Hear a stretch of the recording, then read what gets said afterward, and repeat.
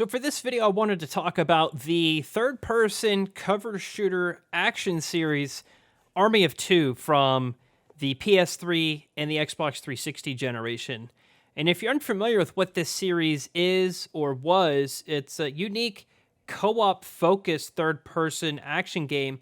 I would say it's kind of similar to games like Gears of War and Spec Ops: The Line.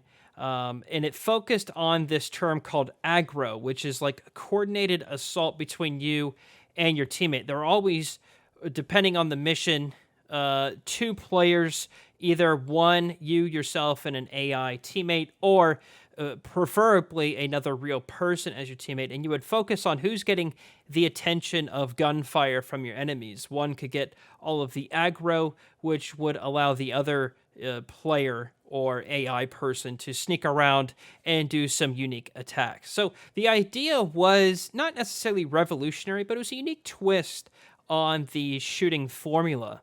And the original Army of Two came out in March of 2008. It was developed by EA Montreal, and it got modest reviews in the 7 to 10 range, and it seemed like it sold relatively well, and a sequel was actually greenlit shortly thereafter, and that sequel came pretty quickly. The second Army of Two game was called Army of Two: The 40th Day, and it was released in January of 2010. It received similar reviews to the first game, and it was also developed by EA Montreal.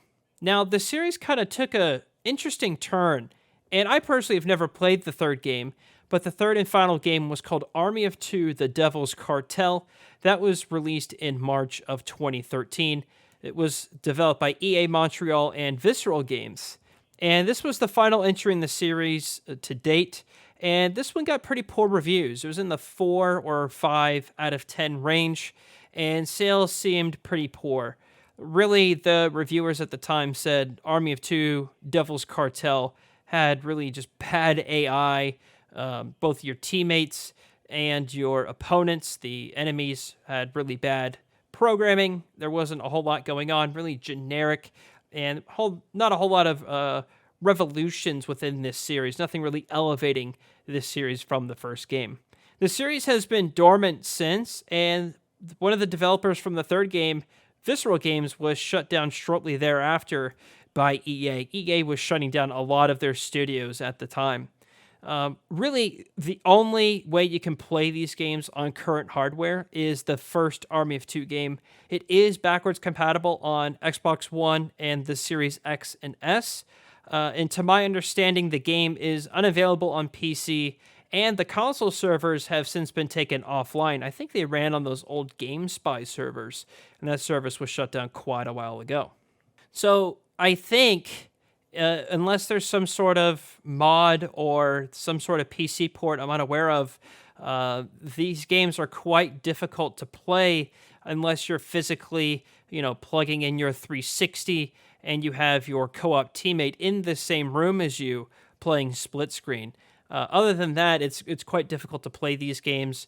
Army of Two: The 40th Day and The Devil's Cartel are available digitally on the 360 marketplace. That was sort of a new thing late in that generation. So I have a digital copy of The 40th Day, but since it's not backwards compatible, that game is kind of stranded on the 360.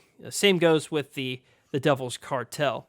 So what's going on with this series? The answer is not a whole lot, really. Nothing's happened since the release of the third game in March of 2013. And you kind of have to look at the gaming landscape at the time. Kind of goes to show you how it was easier and faster to develop games back in the 2010s or the early aughts, because this series got 3 entries within the same console generation in just 5 years. Nowadays, you'll see development teams spend 5 or 6 years or even longer to make a single entry in the series. That's why we've seen long gaps in games such as Halo.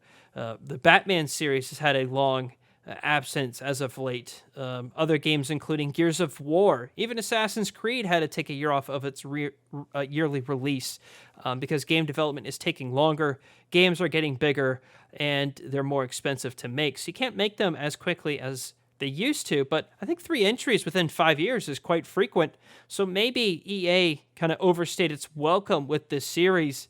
Honestly, I think that while people aren't specifically wanting this series to return with a new game or something, I think this approach is unique. I mean, EA even published a game called It Takes Two, a unique co-op experience kind of game, and gamers really love that. And I think that's what Army of Two offers, a unique co-op experience. It focuses on two players with a new gameplay mechanic with the Aggro system. And, I think gamers just really like to play games with their friends through an engaging story. I think that's, the fun gameplay, unique mechanics is why Borderlands is so successful. You can argue the story aspect isn't all there for Borderlands, but nonetheless, I think you see successful series because of their spin on co-op, and Army of Two offered that. So what could be done with this series? I think to test the waters and see if gamers are interested in seeing this series return is for EA to remaster or re-release this trilogy of titles. We've seen recent dormant shooters from the 360 PS3 era come back in remastered forms, such as the Crysis trilogy. Those games kind of launched around the same time of Army of Two. I know you can't really compare the quality of games between Crysis and Army of Two, but that series has been dormant for a long time. They remastered that trilogy. It seems to be getting positive reception from gamers, and it seems like a new entry in Crysis is happening now. So maybe the same can happen for Army of Two. I think it would just be good for gamers to play these titles once again after the servers being shut down and it's difficult to play and acquire these games. So I think that's where Army of Two currently stands. Again, I hope it returns, but honestly, I don't think we should get our hopes up on this one. Nonetheless, I think it was good to look back on this series. The unique times and mechanics it offered was different compared to other games during that generation. So what are your thoughts on Army of Two? Do you think it's a bad series of generic shooters, that kind of littered that 360 PS3 generation? Or did you find it unique and different and fun to play with your friends in that interesting co-op mode? Love to hear your thoughts. If this is your first time on Andy's Arcade, these are all videos about the best moments or worst moments in gaming from the past. We like to take a look back and see what made gaming so special from the past. That's going to do it for me. Thank you all so much for watching, and I'll see you, James.